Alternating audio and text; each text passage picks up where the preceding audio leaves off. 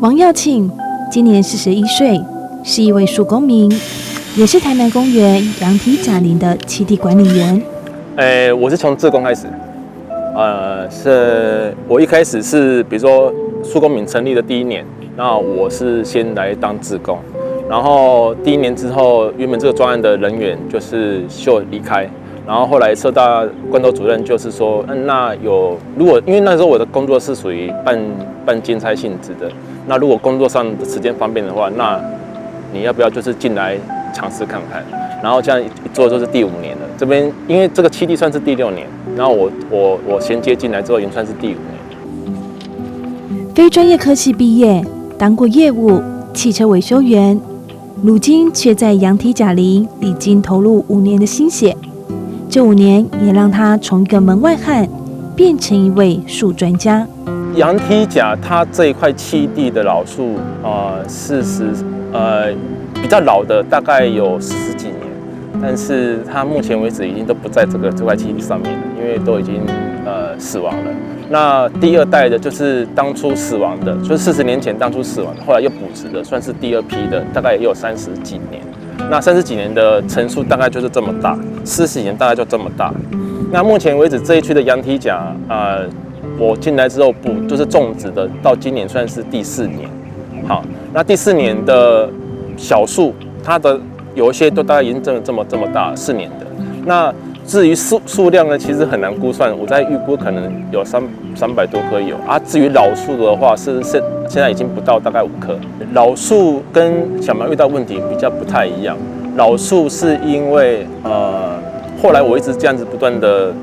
调查之后，我发现它有覆土的问题。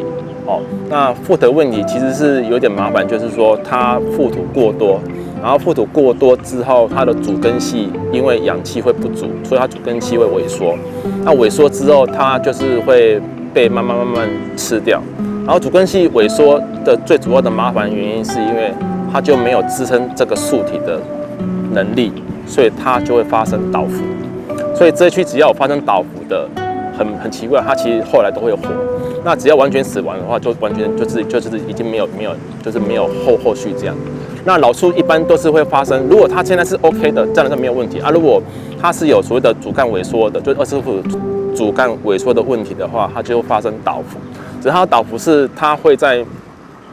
任何情况之下它都会倒，就算你今天看到它是正常的，它也有可能会倒。这是老树比较麻烦的问题。那再来小苗的话，就是它要破除这个30公分以内的这个硬化层，或者是说这些老枯石啊，或这种以前传统的这种废弃物的问题。如果你没有破坏这一层，它可能就是只有在以上30公分以上的这层土在生存着。对，所以小苗的问题跟老树问题其实是不太一样的。对，因为这边以前一开始的苗都是从外面种进来的，他们也有可能也是就是挖一个洞就把它种进去的，所以既然有挖洞，就是有可能是把当初的这块层是破坏住的，只是后来有覆土，所以它才会导致这么多的问题。然后当然还有一个就是踩踏啦，就是说对，还有一个就是后面更后面的一些踩踏的问题，踩踏，然后我觉得还有一个更严重的就是叶子跟种子都被扫光。这个是一件很让人完全无法想象的，就是你如果来跳舞，其实你可以容许叶子会存在，对。那叶子因为要干净嘛，所以你叶子会扫掉。那叶子扫掉的话，其实也会连同的生物，就是土壤里面的一些种子、草的一些种子量也会被扫掉。所以你就要看到一块树木的环境里面硬化，然后却草都没有生，那其实是一件很大的问题。王耀庆负责的这片台南公园的羊蹄甲林，每年3月盛开时，蔓延的粉红总是吸引着许多人前来观赏拍照。但是在承受大量游客的踩踏下，造成公园的土壤硬化，对羊蹄甲树生态产生了影响。因此台南社大2013年起发起树公民土壤改造活动，从翻土打水洞来增加土壤透气度，落叶堆积与野草共存来吸引昆虫回来，及栖地富裕幼苗原地培植等，为羊蹄甲林制造更友善的生长环境。每一个人都需要呼吸。那在尤其是最近这几年的那个 PM2.5的那个空污的严重性，更让我们觉得说，那是不是我们城市少了什么？我们城市是不是对于这样的一个城市的微气候，我们太不注重？那其实目前我们台南市的公园绿地，其实它的占的比例非常低。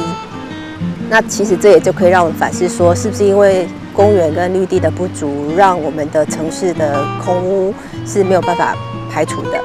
那这也是促使我们觉得，我们要关心我们的城市贡献者，也就是树，尤其是举例我们台南公园，在珍贵老树，在整个台南市是最多的，那树木的种类又超过了2000棵，那这更让我们觉得，那要关心树，就先从台南公园开始，好，那也是因为我们把树当作是城市的共同的生活者，而且它像我们那个植物老师常常都会开玩笑说，树木就是你要看，它伊安大家拢徛伫遐，徛伫路边替我们遮风挡雨，而且它都是被罚站的，因为它不能动，它不像我们动物一样不能动，它被罚站站在那边，我们却没有好好的照顾它，所以我们就会先用一种把树当作是我们的共同生活者的角度来关心它，是我们台南社大树公民想要一直推动的事情。对台南人来说啦，台南公园有一片粉红色的森林，也就是羊皮甲林，这是非常多老台南人的共同记忆。很多老台南人来那个时候没有太多的那个咖啡店啊、餐厅等等可以约会，大家一定都会来公园约会。那公园约会最浪漫的地方，当然就是粉红色，每年3月开花的羊皮甲林。那在我们开始关心到台南公园的时候，那个时候的羊皮甲还有300-400株，但是它的土地已经是非常的状况非常的不佳，它已经被喜欢公园的人进来踩踏，甚至喜欢运动的人进来踩踏到非常不透水、不透气，所以我们就开始去倡议说，我们可以来改善它，我们要让羊皮甲林继续美丽的方法，不是一直在照顾它的树木本身，而是要为它的基础打底。好，所以我们就跟公部门沟通说，我们有一套水刀，透过水刀的一个技术和工法，然后可以用比较人为的方法，然后比较快速的促进土地的透水透气。好，那所以就这样的一个沟通下，慢慢的我们市政府工务局那边就先愿意让我们进来试做，好，那就一直经营管理到现在。它就是洗车机，只是它这还是马力算是很大的洗车机。一般如果家用啊，或者是这个算是专业型的洗车机，只是它有这方面的就是水的那种冲击力，所以它只是说我们把它拿来做就是钻土壤，对。因为这边的土壤就像那一天礼拜六说的，就是说我们这边的30公分到应该说30公分左右，它有一层是那像比如说可能是以前的废弃土，或者是一些砖块，然后还有一些老骨屎，对。那这一层你如果没有把它击破的话，它的有效土壤都只会在30公分以上而已，因为毕竟它不是一个局部的，它就是一个全面的因为这边我大概都已经洗了好几年，只是说到现在它还没有某一区是没有这样子的，而且这一区还有几个比较更严重的问题，就是它覆土过后，在覆土之前，它有很多的像那个混凝土，整片的混凝土，然后你看你整片混凝土，你又用黄土覆盖之后，你就在上面种植物了，然后问题是你已经看不到啊，它就永远不会，因为它就只有活在这个基础有效土壤那边而已啊。那这种方式算是一个比较折中的，因为如果要比较好的方式，当然就是整片就是重新弄了，因为这样子你人事上面的那一些开销会比较 OK 一点。那如果现在已经老树我们也在，然后又要再想的这种状态之下，就是只能用这种比较取舍的方式。比如说这根是1.5米的，然后我在比较洗了这么大，然后把这根竹子置入之后，然后这根竹子的主要的功用就是拿来防止那个旁边周围的土壤做坍塌的。对，蒸竹是这种状况，只是它还有一个重点，就是它需要把里面的结打裂。对，它需要打裂，因为打裂的原因就是说，你如果没有打裂，其实空气只有在这个范围而已。对，如果打裂的话，是至少整根管子是还有局部的一些轻微的空气这样。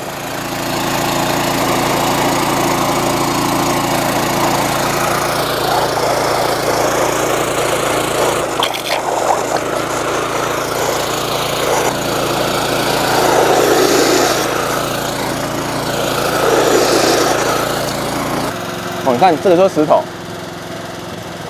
这个就是也是以前可能是这边有整土过后之后的一个，你看，然后你看，刚刚这个我用水稻机一打，你看这个石头就已经被磨掉了，所以你就要尽量把这个石层从这边再往里面打过去之后就会比较 OK 一点。这一支是我自己发明的，就是它可以把泥巴捞起来，它这个打完就要马上就要把那个泥跟水给捞起来。要不然它沉积的速度其实很快，你马上就会沉积了。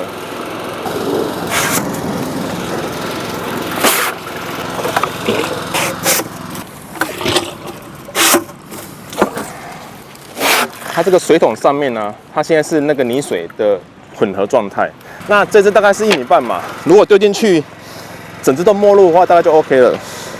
哦，这大概是 OK 了，因为它这个其实要高出地表。因为它这个还有另外一个影片是，他们国外有做一个土壤的一个测试，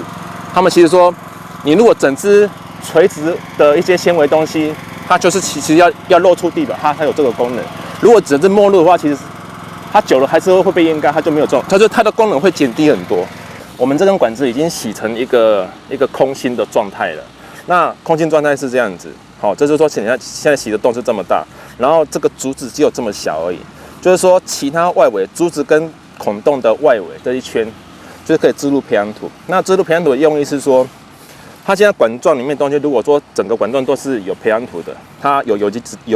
机质之后，根系就会顺着这一圈的有机质，对。然后重点是这整个的那个垂直的东西都是有机质的，它就会有一种引根跟导根的效果，然后把它往下导引这样子。因为根系只要是更深，它对于叶子储存葡萄糖之后的一些比如说像它后来把水分解离掉，然后把水分应该说把水分解离掉，然后剩下淀粉，那个时候它是需要储存在这些比较算是中根跟细跟那个侧根跟深根的部位，因为只有这2个部分才有办法储存淀粉。那如果它有这些淀粉的话，它可以在需要的时候是可以把它回收回来的，对。透过土壤翻松，增加透水透气，补充有机质，增加土地的养分。王耀庆身为台南公园羊蹄甲林的栖地管理人员，对于土壤栖地管理、植物根系发展、树木修剪有多年的实务操作经验。他也时常与想学习树木与栖地管理的人分享正确对待树木的方式与观念。变轻了。尤其是在这个在经过多年的养护，羊蹄甲林土地逐渐恢复生机。台南社大也定期办理解说及体验课，让羊蹄甲林成为都市中难得的大自然教室。我们这一片叫羊蹄甲林，那台南社大跟公部门就是跟市政府申请进来羊蹄甲林，今年已经第6年了。那我们让管理员能够好好的养护这片土地。那为什么要养护？我先让大家看，有来以前学校的时阵，有来羊蹄甲林又回归怎样？有，是不是？之前呢有300棵老树左右，这都算老树。可是呢，因为我刚刚提到了，就是因为土地没办法透水透气，就造成我们的老树一棵一棵的凋零。那当然树也是有怜悯，没有错啦，但是因为我们的环境不好，所以让我们的老树很快的就凋零了。所以我们觉得实在太可惜了。我们想要为台南人留下这一片美丽的羊蹄甲林。那我在这边今年是第6年。那今天会麻烦大家做的事情有3个，就是到时候这3个，应该是说刚好这个季节，我觉得要蛮适合做的事情。以前会变成，那边的那一个区会变成这样子，就是像，其实你现在踩这个位置，其实它如果没有这些榕树的叶子，它其实也是一样，就是很干。那我的做法就是说，它有叶子，那一定要，但是，在这边休憩的人，他其实不需要把它扫掉。对，因为你想想看哦，你有这一块的时候，它就会呈现一个位置，那就把它翻开，然后铺一层，然后再盖回去，这样就好了。它现在靠形成豆荚嘛，对。那其实你现在看到的，它这个大概还会在1-2个礼拜，你只要栽到可以软的地方都可以，就是够软的。因为如果你有些时候你在这个位置，它其实是会很难折。那我为什么要取豆荚？就是它是先开花之后才有豆荚嘛。就是我会不希望它的养分一直在持续的浪费掉，对，最主要是这个原因而已。那与其你都要摘豆荚了，那如果说现在花季已经到尾声了，那我的想法就是，那就是可以顺便把花给摘掉，你就不要让花继续形成豆荚。你看这个就是我之前弄的，就赔一点点而已。那你可以看到这一支，好，这支就是我昨天查什么宽腹马鹿之类，你看这些都是宽腹马鹿。那对，真菌的意思就是说，对，真假的真，它是一种菌，然后细菌，反正就是它会有很多的菌体，然后它的菌体的主要的食物来源都是靠这些有机质、微生物的那个群体这样。对，像一个微食物链这样。学员们在树公民带领下赏花、捡豆荚，为羊蹄甲林的底栖生物做个家，学习树木生长的基本原理。也感受树木与土壤的亲密关系。台南社大进驻台南公园，其实也是经过一个跟市政府沟通申请的阶段。原因是因为公园是公共空间，那它的管理者就是市政府公部门公务局。那不是说任何的关心它的人都可以随便进来啊，帮他种一棵树，帮他除草。其实这个都以公共管理来说都是不应该的，所以我们才会特别去说明说，我们有一个经过一个沟通跟申请的一个程序。那但是也因为有这样子的进驻羊蹄甲来共同管理台南公园的一个经验，我们觉得应该要把这个经验变成可以学习的教材，然后分享给民众，让民众一起来学习才是。让台南公园变得更好的最重要的原因，因为透过我们进来公园超过6年的时间，我们知道说最后所有的问题其实来源也跟我们的市民对公园的那个使用方法有关系，就是公园发生的任何的问题，譬如说骑车进来公园。譬如说，在人行道上乱停机车、乱丢垃圾，那或者是任何的一些比较不好的行为，其实都来自于民众端，所以我们觉得民众的教育很重要。那台南社大本来就是一个公民学校，那我们觉得说，我们想要推广树以及公园对城市的美好，那我们就要从民众着手，所以我们就是很积极、很乐意的，愿意说一场一场的办这样的体验活动，让民众进来。让民众进来，透过这个活动，他可以好好的感受公园的好。那他至少在这里停留1-2个小时，他把这个体验就放进去，然后放进去他的身体记忆里面，然后带回去，他就有机会去散播。公园跟树木的美好，